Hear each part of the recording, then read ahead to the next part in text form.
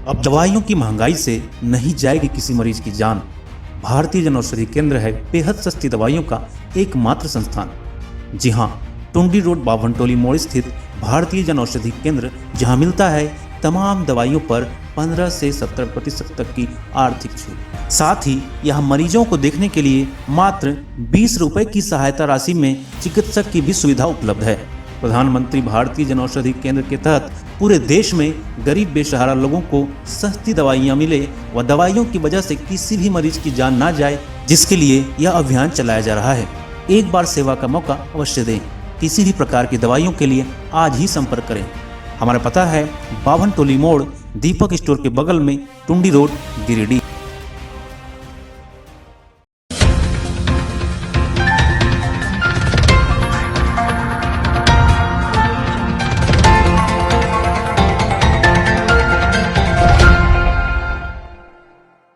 पचम्बा थाना क्षेत्र के हंडाडी में एक विवाहिता की मौत संदिग्ध स्थिति में हो गई। जानकारी के अनुसार मृतिका का मायका देवघर है व ससुराल गिरिडीह के हंडाडी में है।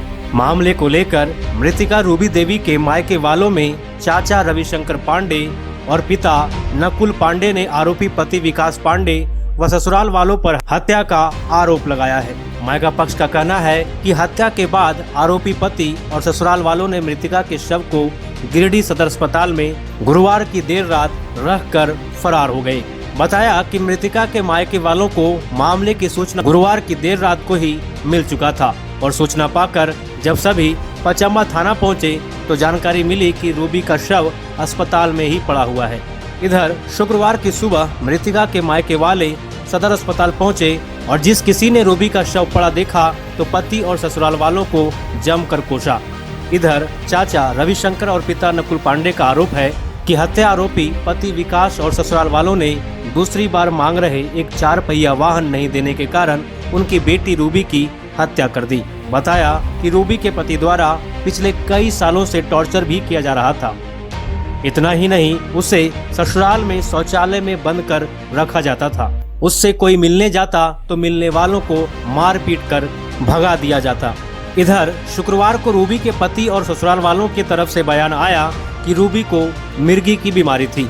वहीं पति और ससुराल वालों की तरफ से आए बयान को लेकर भी चाचा रविशंकर ने कहा कि जब रूबी को मिर्गी की बीमारी थी तो उसका इलाज क्यों नहीं कराया गया और न ही मायके के किसी परिवार को खबर ही किया गया। बहरहाल मामला चाहे जो भी हो, लेकिन घटना को लेकर मायके वालों में गुस्सा है और सभी आरोपी पति समेत ससुराल वालों की गिरफ्तारी की मांग कर रहे हैं। फिलहाल पुलिस पूरे मामले की जांच पड़ताल में जुट गई है। हम इस मृत बॉडी का बड़े पापा हैं। हम समझाने के लिए अक्टूबर में इस वर्ष गए, जब उसके यहाँ हमारे साथ ऐसा अभद्र व्यवहार किया जो वह शब्द हमारे मुंह से नहीं निकल सकता है, और हमको जब मारने के लिए वो लोग तैयार था तो फिर इसके साथ क्यों नहीं मारेगा। एकदम जुल्म किया, जाहिल है और वह अत्याचारी है। ये घटना है कि ये 10 वर्ष पूर्व में शादी हुई। तो 10 वर्ष पूर्व में शादी हुई, ये लोग सारे लोग वहाँ करीबन 20 आदमी लड़की देखने के लिए गए। लड़की देखा देखी हुआ, उसके बाद जो दान दहेज होता है वो सब दिया गया। शादी हुई, इसको एक लड़का हुआ और फिर सब कुछ सामान्य चल रहा था। लड़का होने के बाद जो है कुछ दहेज में बाकी तो नहीं था, लेकिन मांगा जाने लगा। तो उसके बाद भी जो है वॉशिंग मशीन, फ्रिज वगैरह सब दिया गया। और उसके बाद ये कार पे अटक गए कि कार चाहिए, हमारे पूरे ख़ानदान में कार है, हमको भी कार चाहिए। तो शुरू में हम लोग तो इसको लाइटली समझे, लेकिन धीरे धीरे क्या हुआ कि मारपीट करने लगा। दशहरा का समय था, तो नवमी के दिन ही इसको सर पे कोई चीज़ से मार दिया तो बेहोश हो गई। उसके बाद खबर किया गया कि ऐसे बेहोश हो गई है। फिर आए, सब लोग आए तो यहाँ पे स्थानीय हॉस्पिटल में दिखाया गया, यहाँ से रेफ़र कर दिया, इसको बोकारो में एडमिट किया गया। बोकारो में 3 दिन ये वेंटिलेटर पे रही और उसके बाद वहाँ से फिर उसको ठीक थोड़ा सा स्वस्थ हुई, होश में आई, तो उसके बाद फिर आई। और ये उसके बाद उसको खाना पीना सब बंद कर दिया गया, कभी दे कभी नहीं दे। इधर हालिया है जो शौचालय में बंद कर दिया जाता था और कहती थी पागल है। कहाँ बंद कर दिया जाता था? शौचालय में बंद कर दिया जाता था, घर में। जी, लेट्रिन रूम में। ठीक है। और उसके बाद ये सबको कहता था पागल है पागल है पागल है। इसको 2 लड़का हुआ, तब तक ये पागल नहीं थी, उसके बाद ये पागल हो गई। ठीक है, उसका इलाज हुआ, इलाज लोग स्थानीय लेवल पर कराया। हम लोगों ने कई बार कहा कि इसको कहीं बढ़िया जगह पर चलिए, आप दिखाइए इसको, कुछ सहयोग आप करिए, कुछ सहयोग हम भी करेंगे। ये जाने के लिए तैयार नहीं हुआ। तो इसके बाद जो है हम लोग फैमिली कोर्ट देवघर में एक केस दायर किए। उसके बाद ये लोग वहाँ पे पहुँचे 2 डेट हुआ। उसके बाद ये फिर लड़की को वहाँ से विदा करके ले आए कि अब हम ऐसा नहीं करेंगे। और इससे पूर्व में करीबन 10 बार इनके घर में हम लोग इनके जाति समाज और भी जो होते हैं गणमान्य लोगों के साथ बैठ करके हम लोग वहाँ बात की। हर बार इन्होंने कहा कि नहीं अब ऐसा नहीं होगा, अब ऐसा नहीं होगा। लॉकडाउन से पहले फैमिली कोर्ट में ये आए और उनको विदा करा करके हम लोगों ने भेजा। और उसके बाद लॉकडाउन लग गया तो फिर ऑनलाइन हो गया सारा काम, देवघर आना जाना बंद हो गया। हमारा भतीजा है जो CRPF में है, वह पिछले दिनों छुट्टी में आया अपनी बहन से मिलने के लिए गया, तो इसको बंद करके रखा था, इसको मिलने नहीं दिया गया अपने भाई को और उसको मारा गया।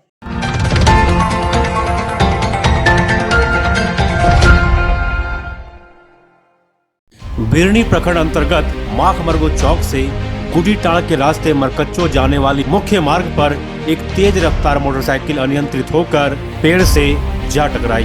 बताया जाता है कि टक्कर इतनी तेज थी कि मोटरसाइकिल के परकच्चे उड़ गए। वहीं मोटरसाइकिल सवार 2 में से एक की मौत मौके पर ही हो गई, वहीं एक की स्थिति गंभीर बनी हुई है। मृतक की पहचान माखमरगो निवासी 18 वर्षीय अमजद अंसारी पिता असगर अंसारी के रूप में की गई। वहीं घायल की पहचान माखमरगो के ही 15 वर्षीय अरमान अंसारी पिता शमसुद्दीन अंसारी के रूप में की गई है। बताया गया कि दोनों यामाहा की बाइक MT-15 में सवार होकर मरकच्चो की ओर जा रहे थे।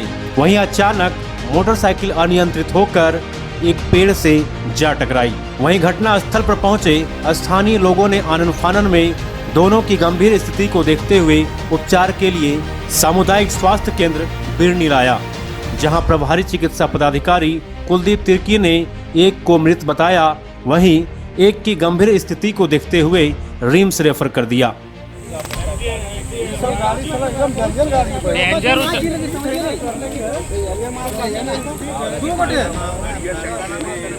हाँ पूरा दियो सीरियस में दियो फीस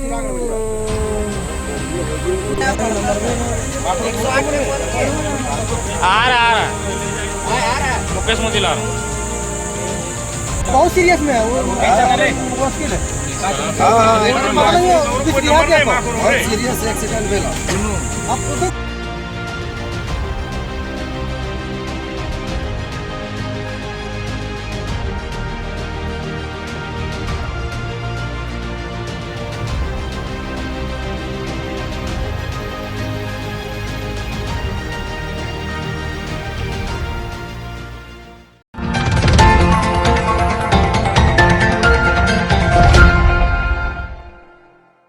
तीसरी थाना क्षेत्र अंतर्गत चंदोरी बाजार से एक प्रेमी द्वारा अपने प्रेमिका को अगवा करने व प्रेमिका के नानी को गोली मारने का मामला प्रकाश में आया है। जानकारी के अनुसार तीसरी थाना क्षेत्र के चंदोरी बाजार स्थित नरेश राव के घर में बुधवार देर रात प्रेमी राहुल कुमार अपने 3 सहयोगियों के साथ घर में घुसकर जबरन अपनी प्रेमिका को अगवा करने का प्रयास देशी कट्टा के नोक पर किया। वहीं बीच बचाव के लिए आई प्रेमिका की नानी दुलारी देवी पर गोली चला दी, जिससे दुलारी देवी का बांह व पेट पूरी तरह जख्मी हो गया। बताया जाता है कि अगवा करने की कोशिश में आरोपी राहुल कुमार ने किशोरी के साथ मारपीट किया, जिसे किशोरी बुरी तरह चोटिल हो गई। इधर गोली चलने की आवाज सुनकर स्थानीय लोगों ने मामले की सूचना तीसरी पुलिस को दी। वहीं सूचना मिलने के बाद तीसरी थाना प्रभारी पीकू प्रसाद सदलबल घटना स्थल पर पहुंचे, लेकिन तब तक तीनों अपराधी भाग चुके थे। घटना के दौरान किशोरी व उसकी नानी घर पर थी व माता पिता व भाई बहन सभी शादी के कार्यक्रम में चकाई गए हुए थे। वहीं घायल 60 वर्षीय दुलारी देवी का प्राथमिक उपचार तीसरी अस्पताल में कराने के बाद डॉक्टरों ने उन्हें गिरिडीह सदर अस्पताल भेज दिया, जहां उन्हें बेहतर इलाज हेतु धनबाद असरफी अस्पताल ले गए। इधर घटनाक्रम की तस्वीर घर में लगी सीसीटीवी कैमरे में कैद हो गई। वहीं तीसरी पुलिस घटना के फुटेज के आधार पर जांच पड़ताल में जुट गई है।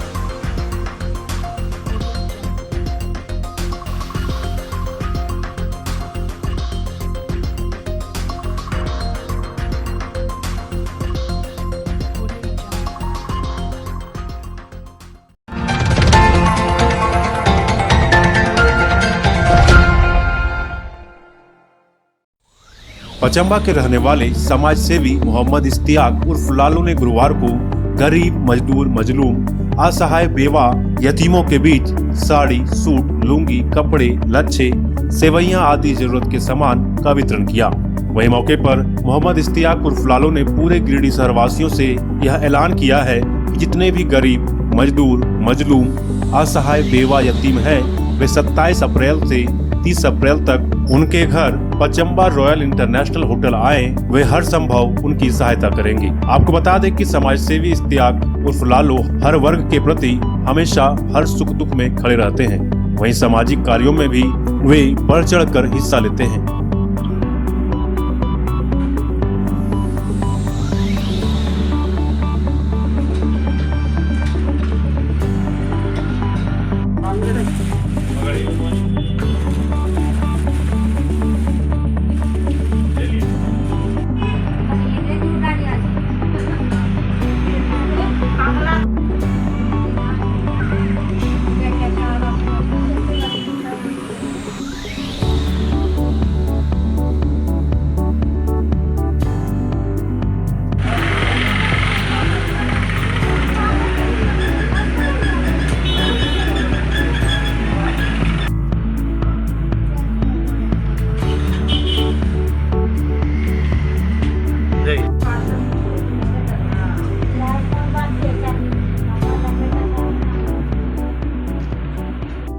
शहर वासियों को अस्सलाम वालेकुम। मैं समाज सेवी मोहम्मद इश्तियाक उर्फ लालू राय आज 27/4/2022 से रमज़ान शरीफ को देखते हुए हमारे गिरिडीह शहर के जितने भी गरीब गुरबा, मजलूम, बेसहारा, जिनके ऊपर कोई सहारा नहीं है, उन्हें चिन्हित करके हमारी ओर से सूट, साड़ी, लुंगी, लच्छा का प्रबंध किया गया है, जो हम तमाम गरीब गुरबा को देने का काम कर रहे हैं। और आपके न्यूज़ के माध्यम से मैं तमाम गिरिडीह शहर वासियों को भी एक पैगाम देना चाहता हूं कि अगर आपके मोहल्ले में भी अगर वैसे कोई गरीब गुरबा, बेसहारा लोग हैं तो उसे चिन्हित करके 30 तारीख तक हमारे होटल रॉयल इंटरनेशनल पचम्बा में भेजने का काम करें। इंशाअल्लाह हमारे से जहां तक पूरा होगा मैं तमाम बेसहारों को पूरा करने का कोशिश करूंगा। इसके लिए आप तमाम भाइयों को भी दिल से शुक्रिया अदा देता हूं कि आप लोग वैसे लोगों को चिन्हित करके हमारे होटल भेजें। और एक बात मैं गिरिडीह शहर के पूंजीपतियों से आग्रह करना चाहता हूं आपके निज माध्यम से कि आप लोग भी बढ़ चढ़ करके हिस्सा लें, ताकि हमारे गिरिडीह में कोई गरीब बेसहारा भूखा ना सोए और बिना कपड़ा का ना रहे। इसी के साथ मैं अपना बात समाप्त करता हूं। अस्सलाम वालेकुम।